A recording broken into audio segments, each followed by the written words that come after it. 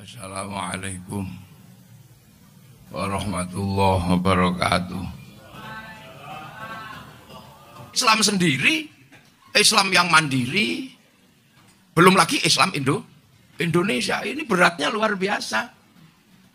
Mengemban misi Islam sendiri berat, karena Islam ini adalah ruang ketuhanan, di mana manusia dihantarkan kepada Allah di zaman Nabi yang paling akhir. Ini tidak main-main. Jadi Islam ini adalah penghantar kita menuju Allah dalam kondisi, dalam keadaan Nabi yang terakhir. Sebagai agama yang paling mudah. Agama Ibrahim yang paling mudah, paling enom, ya Islam. Di satu sisi harus berada di ruang publik bersama agama-agama yang diturunkan Allah sebelum Islam. Ada Yahudi dan ada Nasrani. Di mana Yahudi sudah blocking kawasan tersendiri yang namanya Palestina dan sekitarnya. Yang Nasrani sudah blocking kawasan yang namanya Eropa, pusatnya di Vatikan. Nah, yang Islam blockingnya di Saudi Arabia. Nah, hari ini tiga kekuatan besar ini menempati dunia yang sama. Dunia yang satu, bumi yang sama. Saya tidak ingin membicarakan tentang konsep-konsep baku di dalam agama Islam. Karena konsep bakunya sudah jelas, ada rukun iman, rukun Islam. Ini nggak bisa dibahas. Rukun Islam, syahadat, ini mudah. Karena nggak perlu modal apa-apa. Wakafa billahi syahida, ya, sambil tidur, sambil ngelekar, kita bisa masuk Islam karena syahadat. Sholat. Nah, sholat ini mulai menempati ruang publik. Karena ada yang namanya sholat jamaah. Ini sholat ini sudah menempati ruang publik. Ada namanya sholat jamaah, dan tempatnya menjadi tempat publik, namanya musola atau masjid. Di mana dia harus berada pada ruang sosiologi dan antropologi yang akan berada pada titik-titik yang bernegosiasi. Sholat. Zakat. Ini juga sudah bukan wilayah privat. Karena zakat berhubungan dengan mustahik. Jadi dengan mustahiknya. Ini zakat. Dia sudah bukan ruang privat itu. Dia ini. Puasa. Puasa itu juga sudah bukan lagi ruang privat. Karena puasa membawa tarweh dan membawa sholat Idul Fitri, termasuk membawa zakat fitrah. Mau tidak mau dia harus berhubungan dengan ruang publik. Apalagi haji. Haji ini sudah bukan ruang privat. Mungkin orang Arab sekitarnya masih privat. Karena apa? Bisa mendatangi Makkah dengan jalan kaki atau dengan naik unta. Tapi bagi orang Indonesia, haji ini ruang publik dengan skala yang sangat besar. Melibatkan perbankan, melibatkan pesawat, melibatkan KPIH banyak, tidak bisa. Nah, ketika Islam kemudian beberapa hal harus bertemu dengan ruang publik, ini kan harus ada skala-skala yang apa? Ya nggak bisa lagi kemudian dipikir secara sendiri, mandiri, ya bisa. Dia harus ketemu dengan yang lain. Gitu. Masjid sekarang misalnya sebagai tempat sholat sudah tidak bisa lagi kemudian batu ditumpuk, kemudian pasir nggak bisa. Masjid ini sekarang sudah berhubungan dengan ruang publik yang lain. Dia harus ada listrik, dia berhubungan dengan PLN, dia harus ada kipas angin, dia harus berhubungan dengan maspion. Jadi sholat itu sekarang sudah nggak bisa berhubungan dengan sarung. Ini berhubungan dengan Sritek, dengan Samitek. Sholat berhubungan dengan Toa. Yang tadi itu di Jepang. Jadi Islam ini di zaman Rasul ini bergerak menuju ruang publik yang nggak bisa independen. Nggak bisa. Tiba-tiba harus sholat perempuan sekarang pakai mukena. Mesti berhubungan dengan Cina. Karena yang bisa bikin mukena murah itu hina. Jadi tiba-tiba Islam di zaman akhir berhubungan dengan ruang publik. Yang masih privat itu tinggal asyhadu an la ilaha illallah wa asyhadu anna muhammadar rasulullah. Udah tinggal itu. Selebihnya semua berhubungan dengan ruang publik. Yang itu tidak beberapa hal tidak ditemui di zaman Rasul. Nggak ditemui di zaman Rasul, masih jahit sendiri, masih nenun sendiri. Jadi Islam itu masih sangat independen di zaman itu. Nah, di zaman akhir ini Islam masuk ke ruang publik ketemu dengan kelompok-kelompok yang berbeda. Pilihannya apa? Sampean sholat pakai sepatu mahasiswa itu. Sepatunya naik Adidas. Pakai sendalnya Swallow. Duh, mana ruang? Sholat pun yang dulu ruang privat, tiba-tiba masuk menjadi ruang publik dan bisa ketemu dengan budaya apapun. Sholat pakai peci putih, produksi Cina.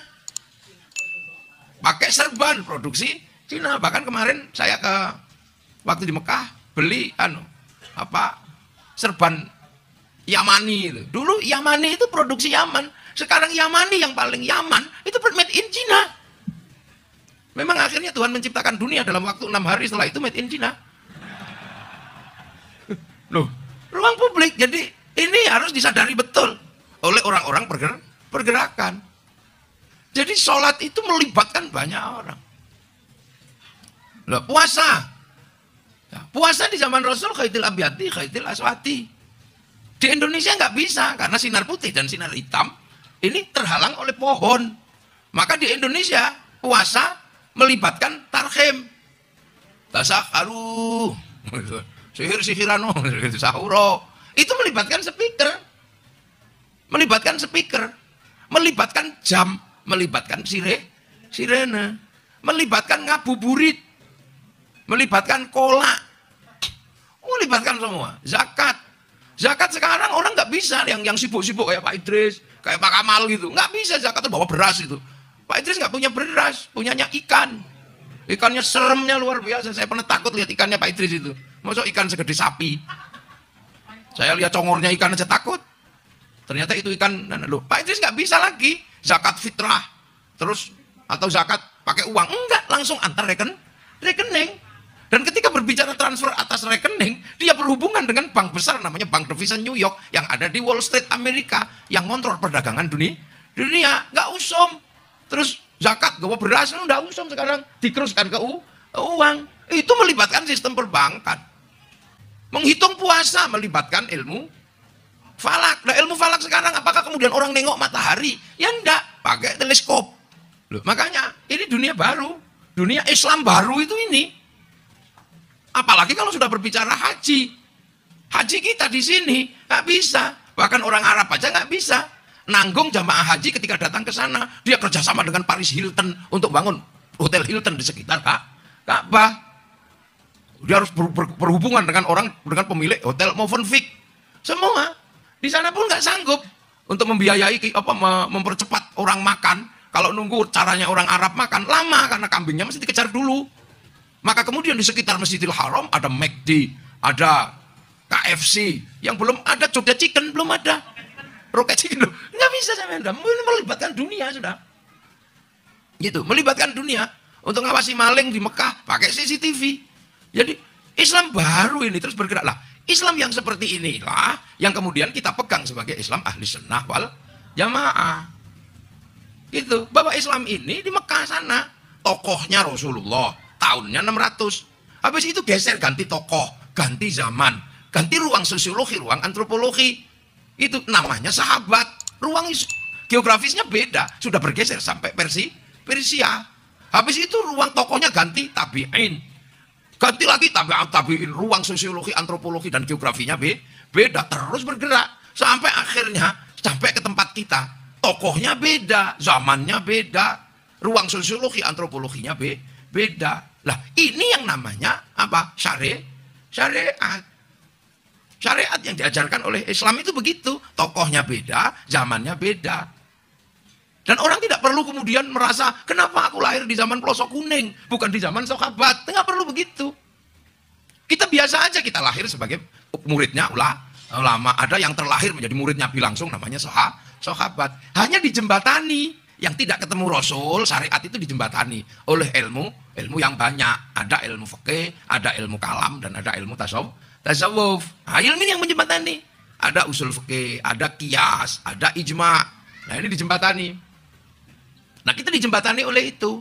Makanya kemudian ada kelompok yang kemudian menjadi seperti kita ini, menerima kondisi bahwa kita ini hidup di generasi dengan tokoh yang berbeda, zaman berbeda, kemudian ruang budayanya berbeda. Nah, tinggal kita kemudian ikut kiasnya seperti apa, ijma'nya seperti apa, tinggal pegangan itu di generasi yang berbeda. Nah, itulah makanya namanya syariat mengalir di jalan besar, di syariat ini. Nah, sekarang masalahnya adalah di samping kita ini ada orang yang nggak mau menerima wasilah. Ijma' dia nggak mau, madhab nggak mau. Tiba-tiba di tengah jalan umat lagi jalan ke sana, langsung berbalik arah, mundur kembali ke zaman Rasul. Ya tabrakan. Makanya sekarang banyak sekali benturan ini. Karena apa? Orang kembali. Ini sudah berjalan di eranya ulama. Ketemu perbankan, ketemu demokrasi, ketemu apa? Tiba-tiba ada yang mundur. Pengen kembali ke zaman Rasul. Lah kalau gitu Islam kembali, wong saiki di Arab tok. Nah, persoalannya adalah orang mundur itu kan kemungkinannya dua. Satu, bekalnya kurang. Yang kedua, gagal melihat masa depan. Nah, makanya yang suka mundur-mundur itu biasanya memang bekalnya kurang. Ngajinya cuma bab lihya, ngajinya cuma bab ghirah. Ketemu yang lain, mundur. Loh, Islam itu hari ini menghadapi itu. Kenapa? Karena nggak mau menerima wasilah, nggak mau menerima fikih, nggak mau menerima usul fikih, nggak mau terima madhab. Jadi harus kembali lagi, karena harus punya bekal masing-masing. Jadi ibaratnya orang di tengah jalan kehabisan uang, nggak punya bekal, itu nggak mau gandol truk. Nah, kalau santri di tengah jalan nggak punya bekal, kan gandol truk, nggak perlu mundur. Namanya taklid. Taklid itu maju nih gandol truk karena bekalnya kurang. Nah, taklid itu diberikan bahasa Jawa yang mudah, gandolan sarungnya kiai.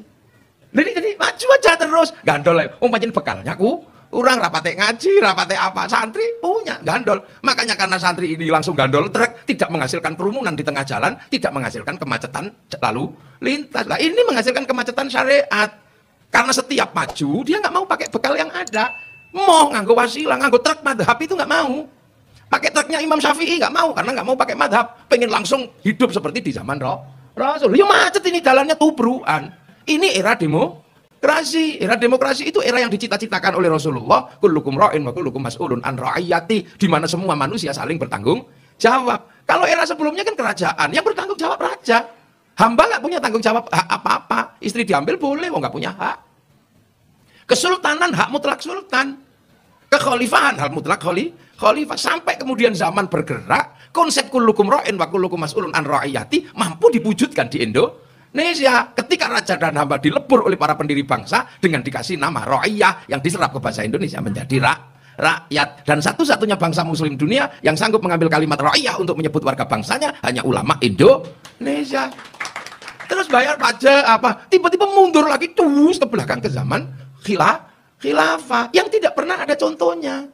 Apalagi khilafah takhririyah. Khilafah takhririyah ini adalah kesadaran masyarakat Filistin untuk memerdekakan dirinya dari penjajah. Penggagasnya Taqiyuddin An-Nabhani. Dia sangat local wisdom. Dia local wisdomnya orang Filistin. Karena punya pengalaman dalam tanzimul jihadnya Ikhwanul Muslimin di Mesir. Nah, tiba-tiba kemudian khilafah takhririyah untuk memerdekakan Filistin, ini bermasalah. Itu nanti kita ceritakan di versi yang lain, lebih panjang sekali itu nanti di anak-anak baru pengkaderan aja. Nah, ini era demokrasi. Jadi jangan mundur, ini era perbankan. Di mana manusia sudah nggak bisa lagi barter, bawa emas, bawa nggak bisa. Sudah menggunakan sistem finansial baru, dengan hitungan obligasi yang ada, hitungan devisa.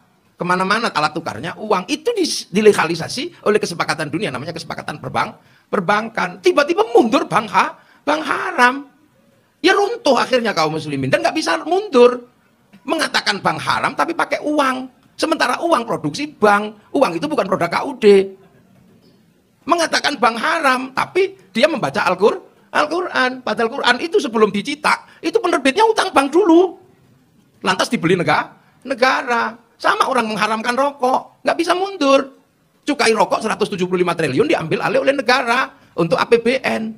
Kalau rokoknya haram, maka cukainya haram. Untuk bangun jalan-jalannya haram. Maka orang yang mengharamkan rokok tidak bisa mundur ketika dia pakai jalan negara. Dia dosa karena mengharamkan rokok. Ini nggak bisa mundur. Jadi umat belakang ini mundur, hati-hati. Waspada. Perempuan yang tadi disebut kopri, Ini adalah imadul bilad, tiang negara. Tiang negara itu harus punya perspektif yang maju tentang kebangsaan, tentang perubahan, tentang dinamika sosial. Ini perempuan harus cerdas untuk apa? Mencetak generasi yang dipersiapkan untuk perubahan dunia dalam pengertian peradaban. Di awal Islam, perempuan ditutup. Untuk apa? Agar punya kehormatan. Karena kalau nggak ditutup, dijarah oleh laki-laki. Di PMII sekarang, perempuan jalan bersama, nggak diapa-apain. Artinya tingkat kemajuan emansipasi dan gerakan perempuan sudah cukup maju. Tengah malam jalan berdua, diskusi, sudah nggak diapa-apain. Artinya nggak perlu mundur lagi. Dulu kebutuhan perempuan itu melahirkan anak yang siap berperang, berburu dan meramu, maka harus ditutup beginilah. Sekarang mempersiapkan perempuan yang harus melakukan produk perubahan besar, dikembalikan kepada sistem tahun 800-an, tahun 600-an, ya nggak bisa, dia akan melahirkan anak-anak yang nggak siap menghadapi perubahan. Kopri di situ sebenarnya. Nggak bisa, ini zaman sudah kesini.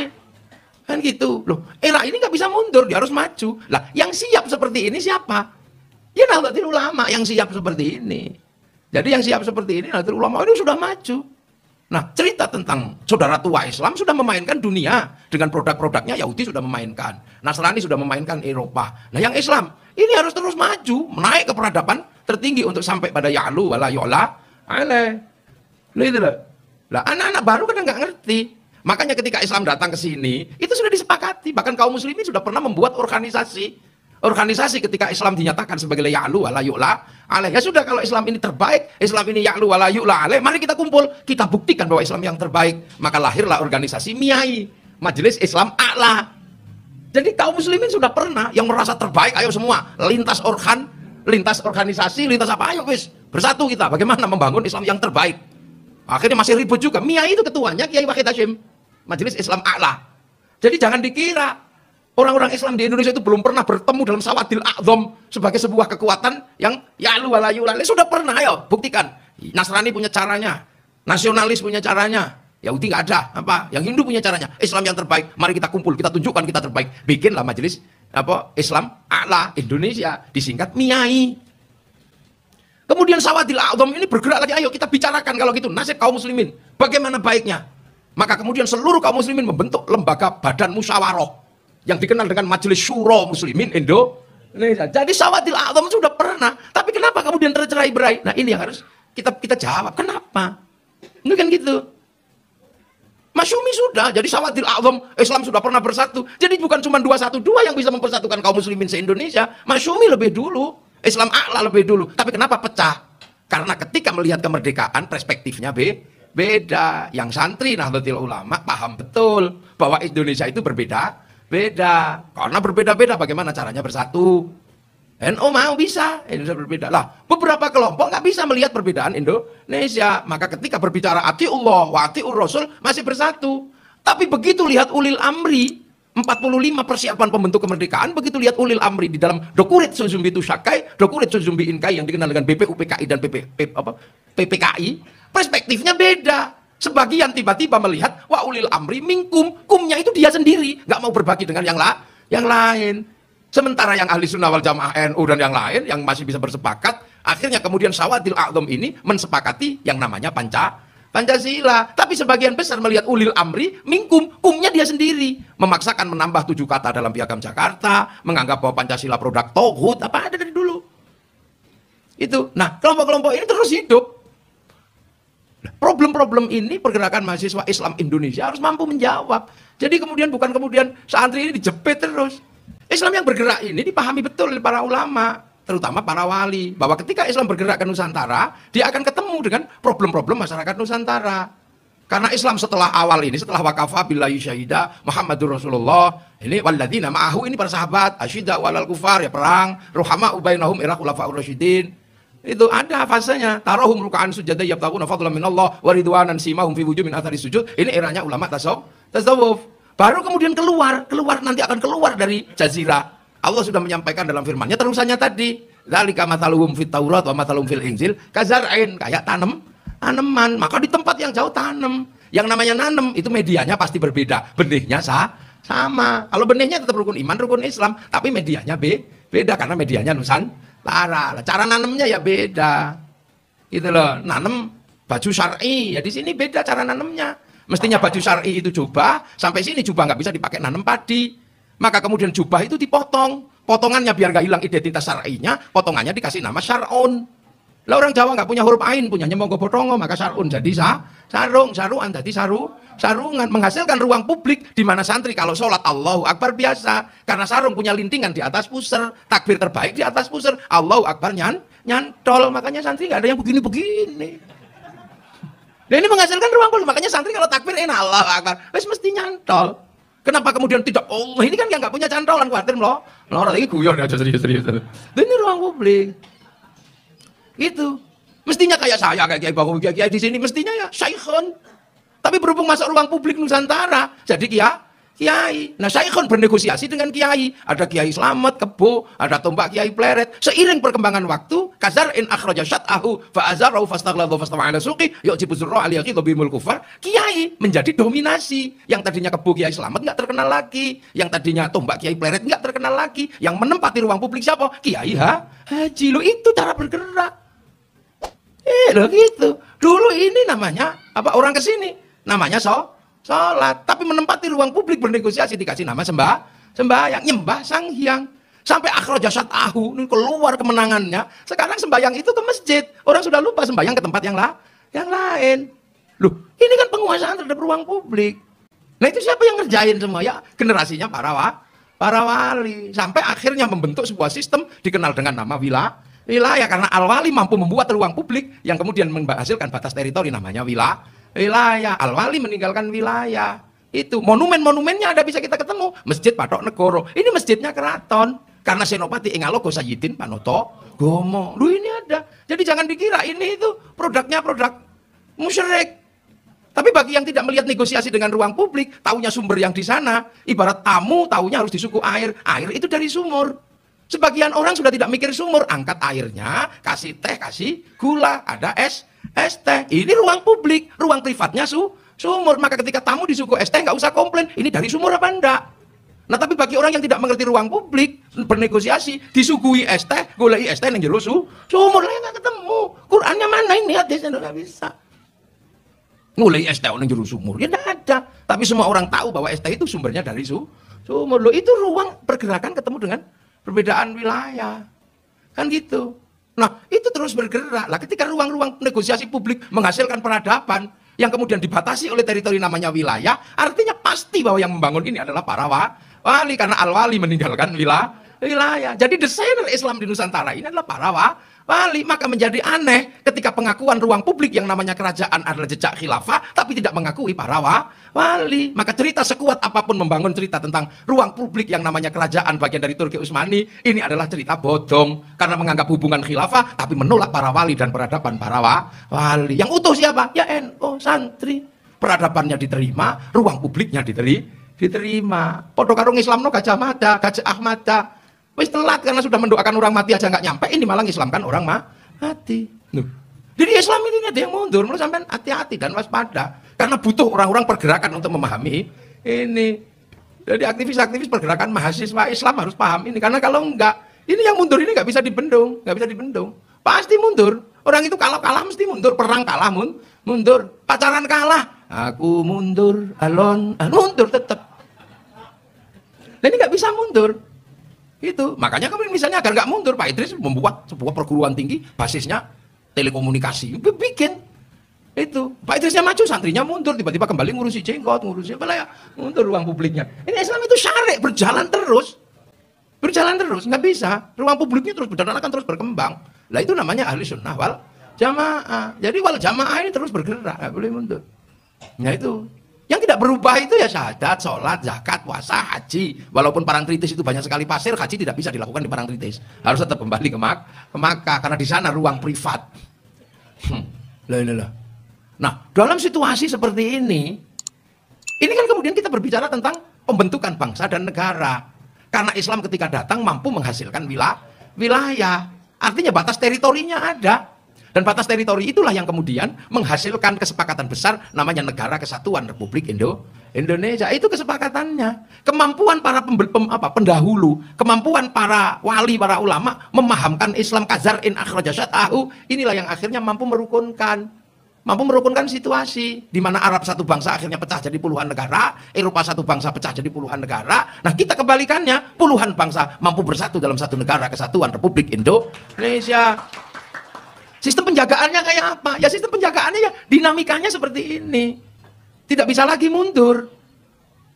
Mesir ketika ada Yahudi, ada Nasrani, mundur ke Ikhwanul Muslimin, jebol. Karena yang bersatu hanya kaum muslimin, nggak mau menerima yang lain. Jebol, teorinya iya, faktanya mereka saling tikam. Akhirnya apa? Ikhwanul Muslimin sendiri yang di Mesir, persaudaraan Islam yang di Mesir, itu jebol. Padahal masih sebagian besar kaum muslimin.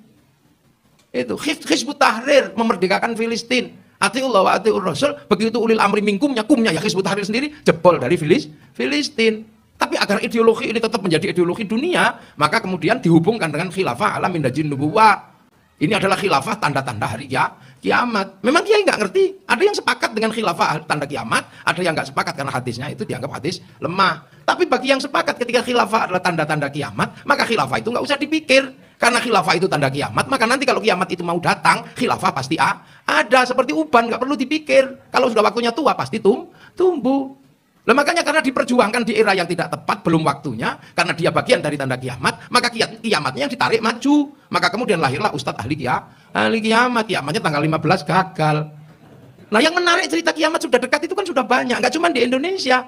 Bahkan dalam tradisi Nasrani ada ngelahirin David Koresh, dalam tradisi Buddha juga ada menghasilkan Shinrikyo, yang kemudian di dalam Islam sudah cukup lama. Bahkan di Makkah pernah muncul gerakan hari kiamat. Kiamat sudah dekat, maka harus ada pembaiatan Imam Mahdi dipimpin oleh Juhaiman al-Utaibi, memberontak di Makkah tahun 79 lah. Orang-orang ini ahistoris. Makanya mereka ini dijauhkan betul dari sejarah. Makanya bukti sejarah dihancurkan. Cerita sejarah dianggap mitos, dianggap dongeng. Bahkan sejarah-sejarah besar dianggap tidak ada. Kenapa? Karena patahnya orang mundur ini kalau mengerti sejarah. Lah NU ndak, santri ndak pegang semua, masa petilasan-petilasan ini masih dipegang. Bukan cuma sejarahnya, bahkan petilasannya dipegang. Karena ajaran Allah mengingatkan kita, jangan sampai lupa dengan tinggalan orang tua. Sejarahnya Nabi Adam turun, diperingati. Inna awwala baiti wudi'a lin-nasi lalladzi bi Bakkata mubarakah. Diingetin. Tempat Nabi Ibrahim berdoa, Rabbana ini askantu min dzurriyyati biwatin ghairi dzi zar'in 'inda baitikal muharram, diperingati dengan tempat maqam Ibrahim. Nabi Ismail bergerak, diperingati dengan Hijr Ismail, Sofa Marwah. Kita dikembalikan kepada titik Jabal Rahmah, pertemuan Nabi Adam dan Siti Hawa. Islam mengajarkan itu, dan yang memegang itu santri. Makanya ketika berbicara Indonesia, santri paling komplit. Sejarahnya masih dipegang, monumen-monumennya masih dipegang. Jadi masih mengerti. Bukan kemudian Islam Nusantara adalah Islam Jawa. Bukan, walaupun adanya jadi lah, tidak bisa saya niru kan.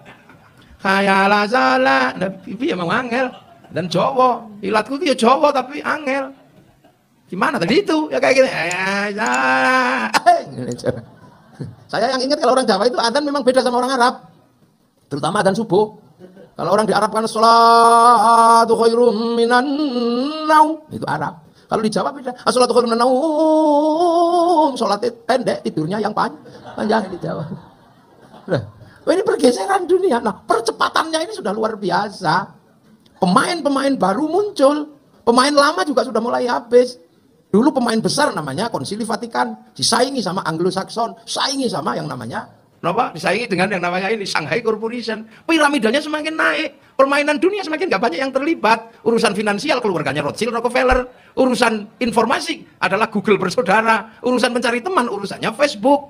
Urusannya mencari kabar, urusannya WhatsApp. Ini nggak banyak sudah. Nah, di ruang publik seperti ini, bagaimana pergerakan mahasiswa Islam Indonesia bisa melakukan negosiasi atau paling tidak bukan menjadi bagian dari supporter. Lah ini mesti bawa pikir gitu loh, cukup menengai. Tapi sekali lagi kalau waktu mau habis ngurusi diktat, ya nggak jalan yang kayak begini-begini. Masa aku jadi mahasiswa satu, kan sudah nggak waktunya. Nah ini loh ya. Jadi itu ruangnya bergerak terus, jangan mundur.